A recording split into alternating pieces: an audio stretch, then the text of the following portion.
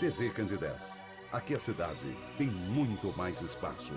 Fundação Jaime Martins, promovendo cidadania.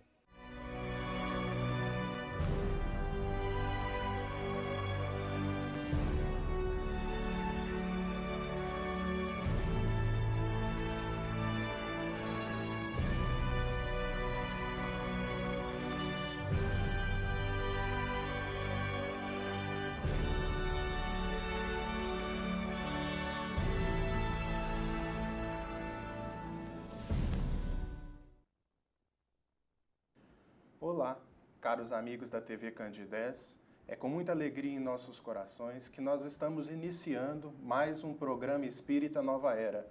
Programa esse que é uma realização da AME, Aliança Municipal Espírita de Divinópolis.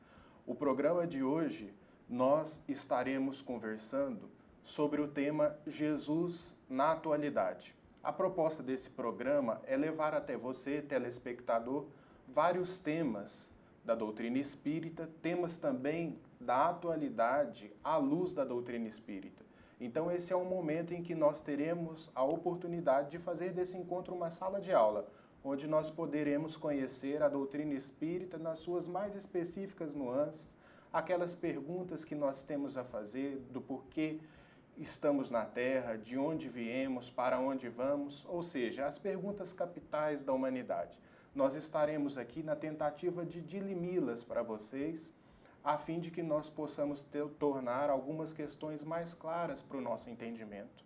Então, a cada terça-feira nós estaremos trazendo a vocês um novo tema para uma nova reflexão, com vários entrevistados que travarão conosco um diálogo, através do qual nós facilitaremos o entendimento a todos.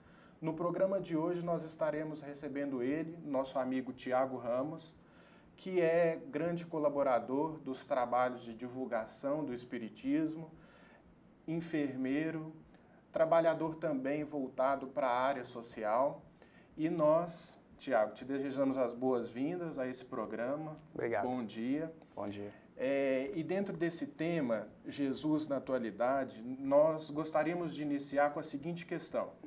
Sendo Jesus o nosso modelo e guia, como assevera o Livro dos Espíritos, como trazer o Jesus para o nosso comportamento, projetando o Cristo na nossa vida ante os desafios da atualidade? Seja bem-vindo, bom dia, Tiago. Muito obrigado. Bom dia, Ives. Antes de mais nada, gostaria de agradecer, a coordenação do programa, pelo convite que me foi feito. Realmente é uma alegria para a gente poder participar desse projeto da AME Divinópolis. Eu acho que essa questão que você me fez, Ives, ela é de importância capital, só que antes de explicar realmente o que você me perguntou, eu acho que se faz necessário a gente ter uma palavrinha sobre Jesus como guia e modelo da humanidade, que o Espiritismo considera Jesus como guia e modelo da humanidade. Porque grande parte das pessoas que estão nos vendo, a gente pode ter um público não espírita e pode não entender muito bem isso, que nós sim consideramos Jesus como guia e modelo. Certo dia, uma senhora me parou na rua, ela e uma amiga dela, e ela virou para mim e perguntou, mas aqui, vocês acreditam em Jesus? E aí eu virei para ela e respondi assim, não acreditamos. Aí ela cutucou na amiga dela e disse assim, aí ó, para você ver. Naquele jeito bem mineirinho, de falar, aí ó, para você ver, não te falei. E eu virei para ela e expliquei, não, nós não acreditamos em Jesus, nós temos certeza nele. Nós temos certeza que ele é o guia e modelo da nossa humanidade. Então, por que Jesus é guia? O que faz um guia? Um guia é aquele que faz o papel de ser o guidão, o guidom. Você já deve ter andado de trole, já andou de trole, de carrinho de rolimã, e a gente às vezes não percebe tanta importância que tem um guidom. Quem anda de bicicleta, de motocicleta, sabe muito bem disso. É aquele que guia.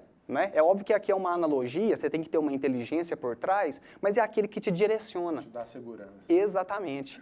Você não vai fazer uma viagem, Ives, para Paris, por exemplo, e você não chega para um guia turístico e pergunta para ele, e aí, para onde é que nós vamos hoje? E ele não vai virar para você e falar assim, não sei, também nunca estive aqui, imagina só. Então, espera-se que um guia já tenha passado pelos caminhos que ele vai indicar para o outro. Tem uma frase que ela diz assim, olha, primeiro passe pela ponte que você indica para o outro passar. E nós então temos a certeza que Jesus, sendo guia, ele também já passou por esses caminhos que nós hoje estamos aqui passando. Então ele entende as nossas dificuldades, ele entende as nossas fraquezas, ele entende as nossas imperfeições, ele sabe como é difícil estar nessa fase evolutiva que nós estamos. Então ele nos entende melhor por causa disso, né? Ele significa aquele que nós viremos a ser um dia. Jesus significa o nosso futuro, compreende?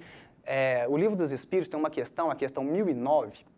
Nessa questão, é um tratado filosófico, toda a resposta, sabe? Nós temos Platão respondendo essa pergunta, nós temos Laminais respondendo essa pergunta, nós temos Santo Agostinho, e nós temos um camarada lá chamado Paulo de Tarso.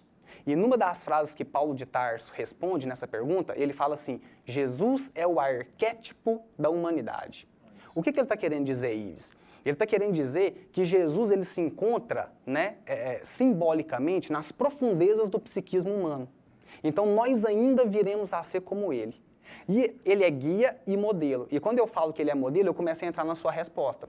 Por quê? Porque né, quem conhece, por exemplo, os trabalhos de uma fábrica, sabe que lá tem uma modelista. Aí a modelista, ela faz um molde. Aquele molde, é para ser copiado. Ou seja, modelo é para ser copiado. A questão é, quem copia?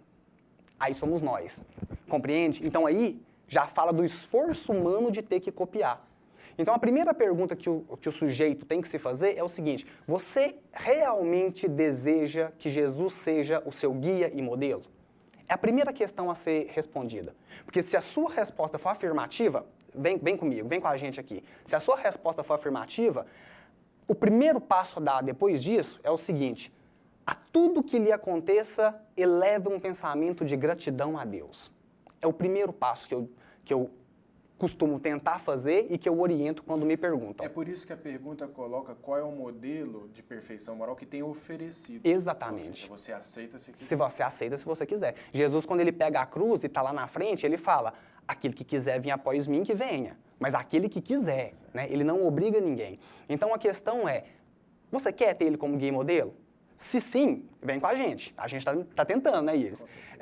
Vem conosco e comece a tentar manter um sentimento de gratidão a tudo que lhe aconteça. Porque na hora que Jesus sobe no sermão, na montanha e traz aquele sermão, né, que ficou conhecido como o sermão do monte, a primeira bem-aventurança, Ives, que ele nos fala, sabe qual é? É aquela que fala da humildade. Então ele fala assim, olha, bem-aventurados os pobres de espírito, porque deles será o reino de Deus. Porque esse tem que ser o primeiro passo, é a disposição que o ser se coloca perante as situações que irão lhe acontecer. Então, um exemplo simples para a gente compreender isso. Você acaba de acordar na sua casa, 7 horas, 7h10 da manhã, o telefone toca, e quando você vai atender, é alguém te dando uma notícia que alguém muito, mas muito querido acabou de desencarnar, morreu, né? Quem não está acostumado com o vocabulário espírita. Então, aquele ser que está acostumado com isso, ao invés de praguejar, ao invés de reclamar, ao invés de se revoltar, de culpabilizar Deus, ele vai elevar um sentimento de gratidão e vai falar assim, obrigado, Pai, pelo tempo de convívio que me permitiu que eu tivesse com aquele ser. Aceitar os desígnios Exatamente, de Deus, né? Exatamente. Porque quando você começa a ter esse sentimento de gratidão, você passa a ressignificar tudo aquilo que lhe aconteça na vida. Então, olha para você ver uma pessoa que tem uma tranquilidade, uma serenidade dessa, de ressignificar e de passar por qualquer sofrimento que possa lhe acontecer. E nesse sentido, Tiago, já entra a segunda pergunta, o Evangelho continua atual, não é? Exatamente. O Evangelho, ele nunca deixou de ser atual, né? Nós consideramos que ele foi, ele é e ele será, né, sempre atual, porque Jesus trouxe uma mensagem atemporal. Ele fala para o Espírito. Ele fala para os sentimentos do espírito. Então, ela não deixa de estar atual. E é por isso que ele falava em parábolas. Porque em parábolas, se você dá uma parábola para uma criança, ela vai interpretar, ela vai entender a moda dela. Se você dá uma parábola para um ancião, ele também vai compreender a moda dele. Então, daqui a milênios, a gente vai estar estudando o Evangelho ainda, é claro. Porque isso já entra numa terceira questão, porque muitos vão se perguntar... Como que ensinamentos dados há mais de 2000 anos podem ter atravessado os séculos, Tiago, e continuarem atuais, Exatamente. Né, sem estarem ultrapassados? Porque O homem contemporâneo, ele tem outras interrogações, Sim, né? sim. Tem outros questionamentos. Exatamente. Como que se dá essa atualidade do Evangelho? É justamente por isso? Justamente por isso, porque o que a gente não compreende, muitas das pessoas acham que Jesus está atrasado, porque eles não entendem que ele utilizou uma linguagem adequada para a época. Ele utilizou os meios de comunicação da época. Né? Aquele meio de comunicação de mestre e discípulo era o meio de comunicação da época. Então, se Jesus estivesse aqui hoje, Ives, nós teríamos Jesus no Facebook. Teríamos sim. Né? O hashtag Partiu Última Ceia estaria lá. Né? A gente teria Jesus no Twitter. Imagina Jesus com a capacidade de síntese que ele tem, escrever frases com 140 caracteres de um Twitter, por exemplo. Compreende? É óbvio que a gente teria, porque ele utilizaria os meios de comunicação que nós utilizamos hoje. Então, veja bem, a mensagem dele não fica ultrapassada, porque ele fala para o sentimento humano, e nós, Ives, eu, você, telespectador, nós não somos muito diferentes do pessoal daquela época. Você entende? Na hora que Jesus conversa com Pilatos, conversa com os fariseus, as fraquezas humanas daquela época, Ives, são as mesmas nossas de hoje. Quantas vezes nós não lavamos as mãos perante uma injustiça? Quantas vezes nós não saímos na rua, vemos uma injustiça e falamos assim, não é comigo. Fingimos que não vemos e passamos direto. À maneira de Pilatos. Quantas vezes o nosso orgulho não nos faz ser até piores do que os fariseus? Entendem? Quantas vezes um amigo, quando é pego, a gente vira as costas e vai embora, a semelhança que os discípulos fizeram quando Jesus foi preso. Entende? Eu tinha lá no meu bairro, né, aqui em Divinópolis, um bairro Orion, a gente tinha um campinho de futebol e a gente jogava, então o golzinho, né, feito de bambu, atrás, né, porque toda hora a bola pegava lá no muro dele. Certa vez a bola caiu lá dentro e ele veio para trazer. Aí a gente olhou aquilo, achou estranho, pensou, né, olha para você ver, ele tá vindo trazer a bola, talvez ele vai até jogar com a gente. Lê do engano, né? Na hora que ele trouxe a bola, que ele foi entregar, ele pegou meu amigo pelo braço. Na hora que ele pegou meu amigo pelo braço, eu olhei pro lado, Ives, não tinha mais ninguém. Todo mundo sumiu. E eu pensei, eu não vou lá conversar com ele, né? Virei as costas e pernas para que te quero. Então, ou seja, quantas vezes nós não abandonamos um amigo também? Na hora do testemunho. Então, Jesus fala para nós, ele fala para nós aqui agora. A mensagem dele é atual. A OMS, Ives, a Organização Mundial de Saúde, ela fala para a gente que hoje, 33% da humanidade sofre de ansiedade generalizada. 33%. Olha essa nossa sociedade frenética, que te exige que você seja antenado a todo tempo, que te exige que você fique ligado na rede a todo tempo, que te exige que você seja um Google ambulante. Né? Então, veja bem, e eles falam mais, falam que daqui a alguns anos nós teremos metade da população mundial, 50%, né, com ansiedade. Então, veja bem, de nós dois aqui, ó, um vai ter ansiedade. Né? Um vai ter ansiedade. E provavelmente vai ser eu. Né? Mas, veja bem, aí, na hora que Jesus chega pra gente, Ives, e fala assim, olha, vinde a mim, todos vós que estáis cansados e aflitos, porque eu vos aliviarei. Você quer uma mensagem mais atual do que essa? E consoladora. E consolador. Existe uma mensagem mais atual do que essa? Não tem como. Então, ele fala assim, calma, filho. Não adianta você viver nessa competição desenfreada. Não adianta você viver querendo ser sempre o primeiro. Calma. Só que ele fala com outras palavras. Nós é que temos que interpretar. E ele fala assim, olha, de que adianta você ganhar o mundo e perder a si mesmo? Ele está falando, saia desse frenesi de competição. Você não precisa disso para ser feliz. Né? É essa mensagem que ele está trazendo. Eu gosto muito do capítulo 6 do Evangelho de João, versículo 35, quando Jesus ele coloca, eu sou o pão da vida. Sim, sim. O pão, ele se a gente for analisar a história do pão, remonta a 6.000 anos, Sim. que vem desde a época dos egípcios e tal. E o pão é um alimento que naquela época era atual e continua nas nossas mesas. E continua, né? Lógico. Então, quando ele diz que é o pão da vida, quer dizer que ele se atualiza. Exatamente. Porque é um pão que, se você provar dele, você não precisa de outros tipos de alimento. Ou seja, ele está querendo dizer que os prazeres carnais, quando você degusta dessa mensagem eterna que ele trouxe, você vai começar a deixar eles de lado aos poucos. Né? Muito interessante. Com certeza. Tiago, o Evangelho segundo o Espiritismo é o terceiro livro da codificação. Além de eu gostar de você falar um pouco dessa obra, eu também gostaria de você me esclarecer um ponto, e esclarecer os nossos telespectadores. Que Allan Kardec, na introdução, ele nos diz que ele se ateria somente aos aspectos da moral do Cristo, esquecendo os milagres, as passagens de Jesus. por que Allan Kardec fez esse trabalho de se ater somente à moral do Cristo, esquecendo outros aspectos. Sim. Esquecendo não, ou não trabalhando. Não trabalhando. Né? E fale um pouco também sobre o Evangelho segundo o Espiritismo. Ótima pergunta, Ives. O Evangelho segundo o Espiritismo, né, para quem não tem familiaridade com a codificação espírita, ele é o terceiro livro, né, daquilo que se convencionou chamar de codificação espírita, que são 5 livros básicos. Nessa ordem de escrita, o Livro dos Espíritos, o Livro dos Médiuns, o Evangelho segundo o Espiritismo, o Céu e o Inferno e a Gênese. Então, o Evangelho segundo o Espiritismo, Ives, eu tenho um carinho especial por ele, porque é um livro onde vem se materializar realmente a proposta do Espiritismo, que é a proposta de ser o Consolador prometido. Né? Se você for pegar, você citou João, né? Então vamos lá em João, capítulo 16. João diz assim, olha, estavam na última ceia, e depois de um tempo, Jesus conversando com os discípulos, Jesus fala assim, e João anotou. Jesus disse assim, eu ainda tinha muita coisa para falar para vocês, muita coisa, só que vocês ainda não suportam. Os discípulos, vocês ainda não têm capacidade de suportar. E é interessante a gente entender que Jesus não estava subestimando os discípulos. Ele não estava subestimando, é porque eles realmente têm capacidade de compreender. Se você quiser entender isso, é só você pegar a passagem de Jesus com Nicodemos. Jesus explicando para Nicodemos uma pergunta que Nicodemos fez, né? Jesus viu fumacinha saindo da cabeça de Nicodemos. Nicodemos chegou no momento e falou assim, para tudo, espera. Quer dizer que o senhor está me falando que um homem velho vai entrar de novo na barriga de uma mulher, nascer de novo, né? Ou seja, Nicodemos entra em parafuso. Ele não consegue entender. Aí Jesus vira para ele e fala, mas Nicodemos, se eu estou te explicando coisas básicas, né? Coisas da terra, imagina se eu fosse te explicar as coisas do céu. Então o pessoal daquela época ainda não tinha capacidade de compreender certas questões. Aí Jesus fala assim, mas eu rogarei ao Pai que vos envie um paráclito. Né? O que é esse paráclito? É um consolador. E ele irá restabelecer todas as coisas. Aí na hora que você pega o Evangelho segundo o Espiritismo, Kardec e os Espíritos, 1864, no prefácio desse livro você vai ver a seguinte frase, eis que são chegados os tempos, o ensinamento do Cristo será restabelecido no seu verdadeiro sentido. Né? Então, no Evangelho segundo o Espiritismo, ele materializa isso. Né? É muito interessante devido a isso.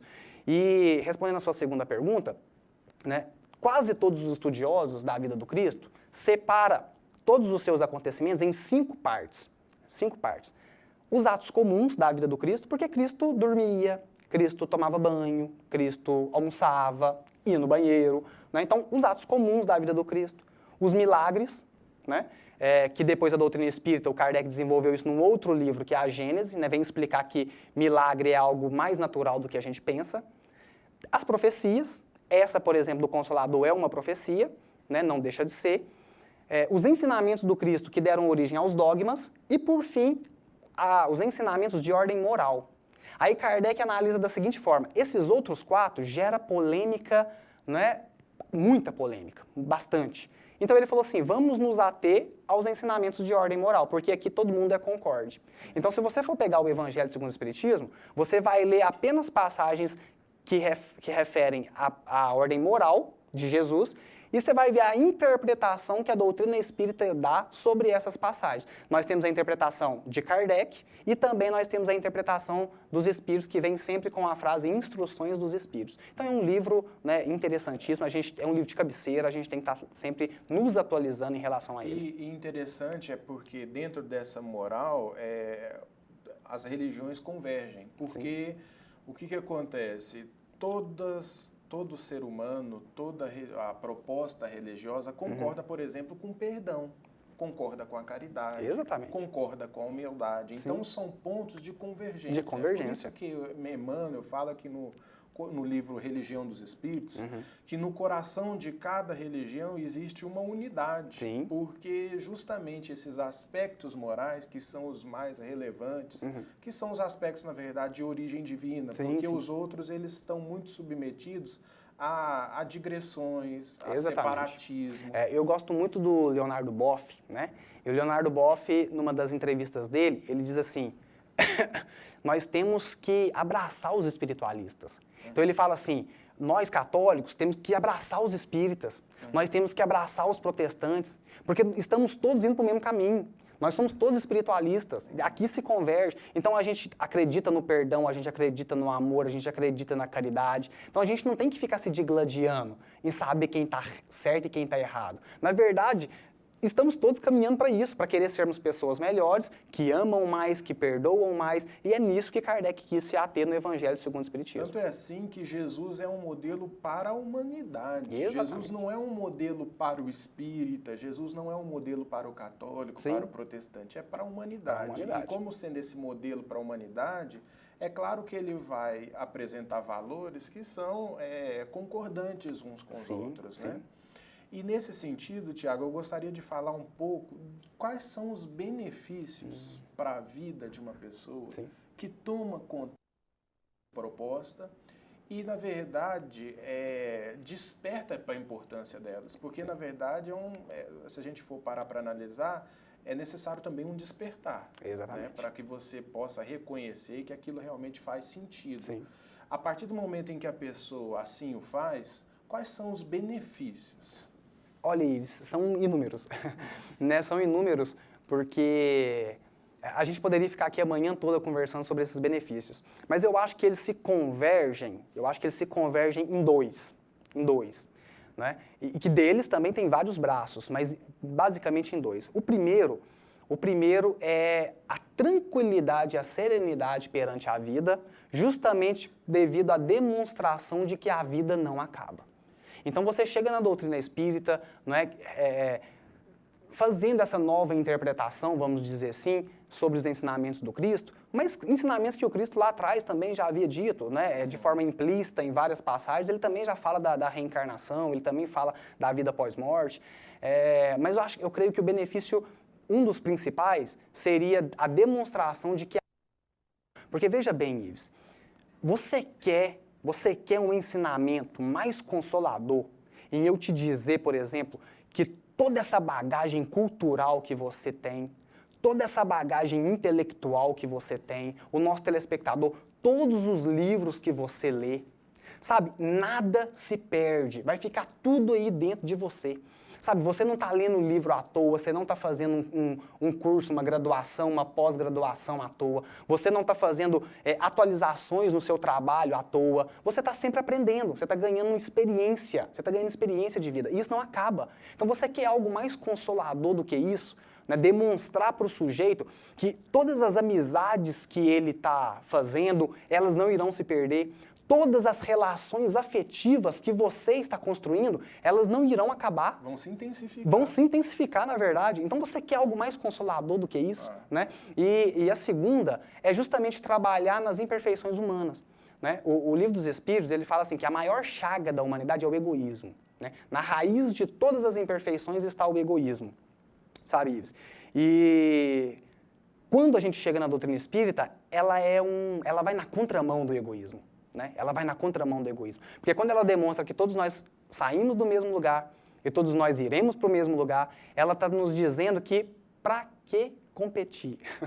Né? Para que querer tudo para você, se o outro também vai chegar onde é que você vai chegar? Então, não seria muito melhor, na hora que vocês chegarem lá, você olhar para ele e falar assim, nossa, eu ajudei ele a vir, ou ele me ajudou a vir, do que, eu tentei passar ele para trás. Você entende? Olha a vergonha que às vezes a gente fica, né? Chegar lá na frente e ver que todo mundo chegou no mesmo lugar, mas falar assim, nossa, lembra que eu tentei, né, te impedir de chegar aqui? Então, egoísmo, né? E fazer com que o sujeito doe, cada vez mais ele passe a ser mais benevolente, caridoso, né? Eu gosto muito de uma frase de Jesus, né, para eu terminar a minha resposta, que ele fala assim, olha, eu não vim para ser servido, eu vim para servir. E por que ele está dizendo isso, Ives? Porque aquele que só é servido, ele não tem nada. Você concorda? Sim. Você não tem um prato de comida. Se você quer ser servido, você não tem, eu tenho que te dar, né? Agora, se você tem, né, aquele que serve é aquele que já possui. É aquele que já possui, que já conquistou. O patrimônio espiritual está naquele que serve. Então é por isso que ele fala, então se eu sirvo amizade, Ives, é porque eu sou amigo. Se eu sirvo caridade, é porque eu sou caridoso. Se eu sirvo amor, é porque eu sou amoroso. Então, o ideal é servir, sempre, e não ser servido. E a competição vai dando espaço para a cooperação. Exatamente. Que é o grande objetivo nosso. O diálogo está muito bom. Eu agradeço a audiência de vocês, a paciência. Agradeço também o nosso amigo Tiago. Tiago, muito obrigado Eu que pela agradeço. sua participação. Lembrando a você, telespectador, que na próxima terça nós estaremos aqui no mesmo horário, refletindo sobre outros temas. Desde já, nós agradecemos novamente a vocês, desejando muita paz e até a próxima.